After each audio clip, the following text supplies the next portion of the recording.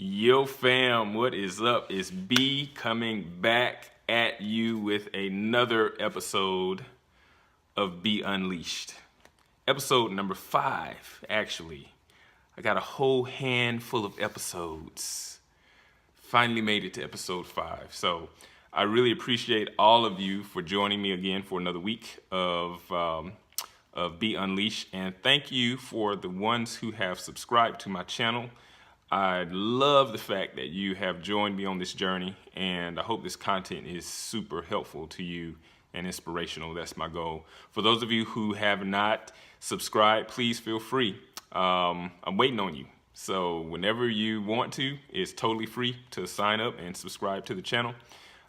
Click the little bell when you sign up as well, and when you subscribe, that way you will be notified when I release a new video by email. So I'm excited for you to go ahead and get subscribed if you have not already. And for those of you who have, thank you a million times. So tonight I want to talk about discovering your design.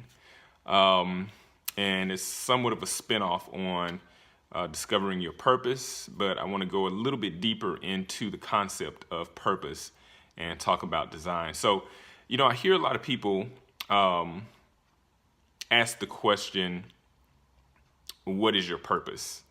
I discovered that we all have the same purpose. We all share a global purpose, if you will. So what do I mean by that? Well, when God created man, he created man for a specific reason.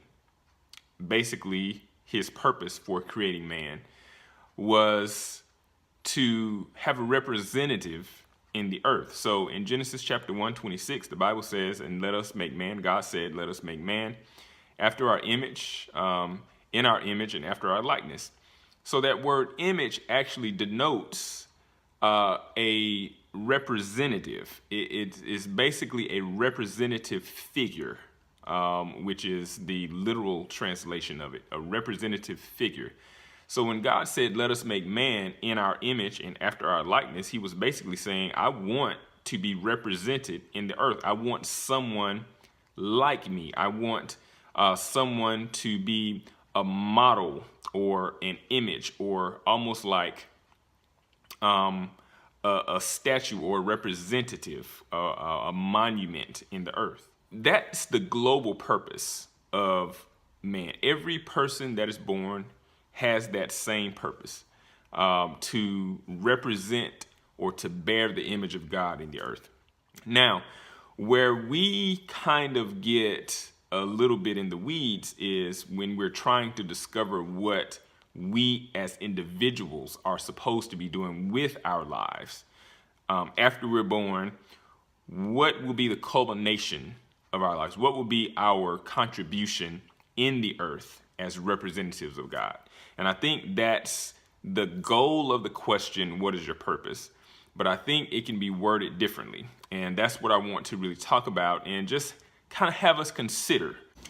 So in the book of Jeremiah, chapter 1, when God is calling Jeremiah, he tells Jeremiah, before I formed you in the belly, I knew you. So that really speaks to the intention of God as he creates and makes each one of us. And then we get into the purpose as far as the design goes. When God tells Jeremiah in that same chapter, I have ordained thee to be a prophet unto the nation. So that speaks to the actual function, right? That's how Jeremiah will function in the earth. When we're speaking of the design, we're talking about the constitution or our tolerances, okay? Whenever bridges are built, bridges have tolerances. They have to be able to withstand a certain weight, okay? Because think about the function of a bridge, and the purpose of a bridge is to carry or to hold up vehicles as they drive across them. So they have to have a certain weight load capacity in order to be considered a viable piece of architecture. So that said, we're the same way. When God makes us, he designs us to carry a certain weight. So the things that you're going through right now, I know it's hard. I know it's difficult. You may be going through a very rough time. You may be going through depression, anxiety. You may have just lost a loved one. You may have just lost your job. You may be going through a grieving process now. I don't know. But whatever you're going through, God has entrusted you, and he has already built you for that weight. You can bear this. Listen to me. I want to encourage you. You can bear this. You were built to bear this. Trust in God. All right, so let's get into the difference between purpose, function, and design. So I have a little illustration that I want to show you. So if I actually told you that I was going to be running a 5K race, 3.1 miles this weekend, which one of these shoes do you think I would be reaching for? Shoe A or shoe B?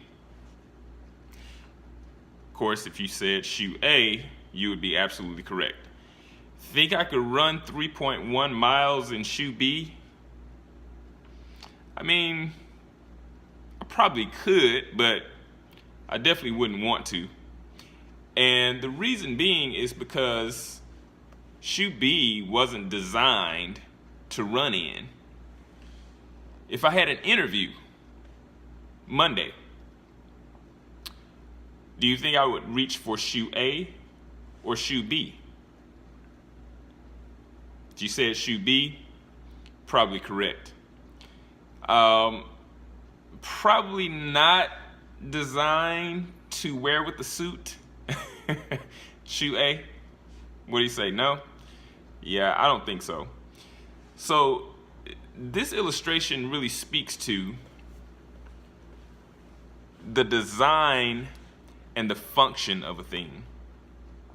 When it comes to the reason why a thing is made or created, it really speaks to the why behind that thing. But the function or the why influences the design or the how it is made. Okay? So, of course, my running shoe there is made very differently from my dress shoe because the function of the shoe is different. I'm actually going to be running in my running shoes, so the shoe was built and designed to withstand certain tolerances. The heel-toe impact of my foot as I run and my gait and my pace, that shoe was built to support my foot. Now, the purpose of both of those shoes is the exact same. The overall general purpose of both of those shoes are the exact same. When you say, which is what? To cover and protect my feet while I'm out and about. Both shoes accomplish that goal perfectly. But it's when I drill deeper into the intent for wearing the shoe. What will I be doing? Why will I be using these shoes? The why and the how play into the function and the design of the shoe. And that's what I go looking for when I shoe shop. I already have in my mind the intention for buying the shoe. What am I going to be doing with this shoe? Before I even leave my house to go search for the shoe or shop for the shoe, I have the intention in my mind of what I will be doing in the shoe. That determines whether I go and look for a dress shoe or whether I go and look for a sneaker. That's the way God deals with us. That's what he has done in wrapping his purpose up in the way that we were made and the tolerances that he made us for. Okay? So that's the difference. The first layer, the umbrella of purpose. We were designed to bear his image in the earth. The second layer is the layer of function. why were we specifically created? Okay? What will we be doing while we're here? What will we be accomplishing while we're here? And because we're doing that, and because we're accomplishing that specific thing, we're designed a specific way. It's the how behind the why that hangs under the umbrella of the what. What? Bearing the image of God in the earth. Why? Okay, that's your design. That's your function. And then the how is going to support by answering the question of design. So how do we actually discover our design?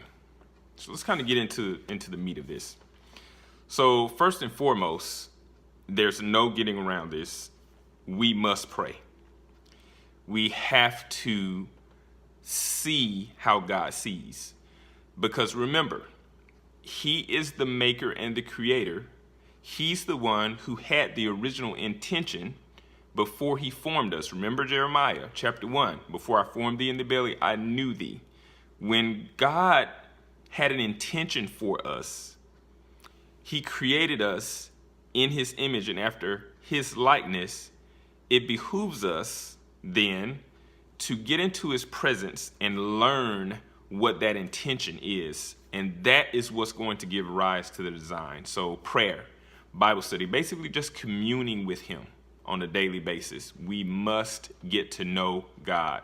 We must get to know Him intimately, because that's the way we see how He sees.